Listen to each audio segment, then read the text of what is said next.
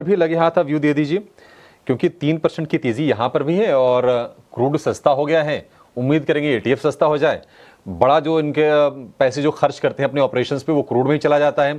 तो आगे राहत भी दिख रही है और आगे ये गर्मी वाली छुट्टियां भी पड़ने वाली हैं, तो अपॉर्चुनिटी तो यहां पर भी है। बिल्कुल आप सही कह रहे हैं और मेरे हिसाब से इसीलिए इंडिगो में हर कोई भी डिक्लाइन आता है तो खरीदारी के माहौल बदल जाते हैं। और क्रूड का बेनिफिशियरी है, कंजम्पशन का थीम है और छुट्टियों का माहौल भी है और ट्रंकेटेड वीकेंड्स भी बहुत आने वाले इस महीने में, तो सारा का सारा असर यहाँ पे देखने को मिलेगा।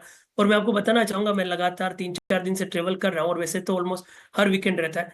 कभी भी किसी भी फ्लाइट में आपको सीट नहीं मिलेगी और प्राइसेस भी ऑलमोस्ट 50-70% सर्ज हो जाते हैं।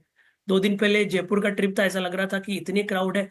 आज चाहे दिल्ली की बात करें या 2 दिन के बाद के ट्रिप की बात करें, सब में कहीं ना कहीं पूरा का पूरा यह सेक्टर है मोमेंटम में।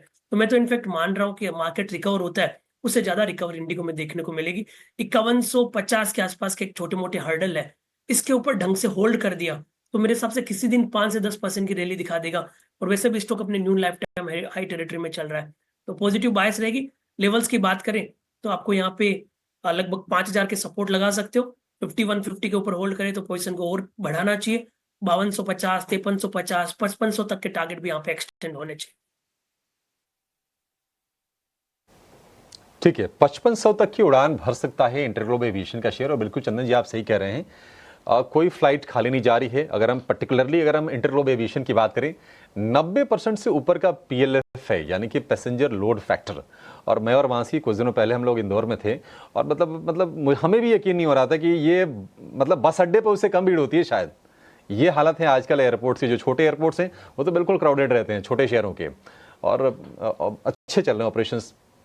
चलिए अच्छा है, इसी बहाने लोग पैसे बनाएं, कम से कम एक जगह तो विजिबिलिटी हो कम से कम, और वह कंजम्पशन में इंटरग्लोब एविएशन आप देखिए 5500 तक के टारगेट्स के लिए आप इसको प्ले कर सकते हैं।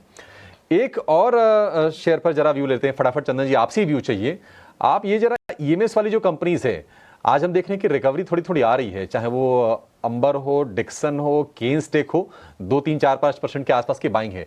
क्या ये सस्टेन करेगी या फिर बस ये ट्रेडिंग बाउंस एंजॉय करके अगर कोई नीचे ले रहा है ऊपर निकल जाए, 5-6%, 7% बहुत हो जाएगा उसके लिए?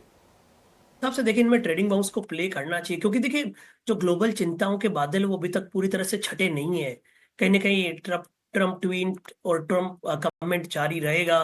क्रूड का मूवमेंट, एफआईएस का सेटअप, सेंटीमेंट, और याद रखें आरबीआई पॉलिसी भी है, तो ये सारे वजह है वो कहीं ना कहीं स्विंग देते रहेंगे।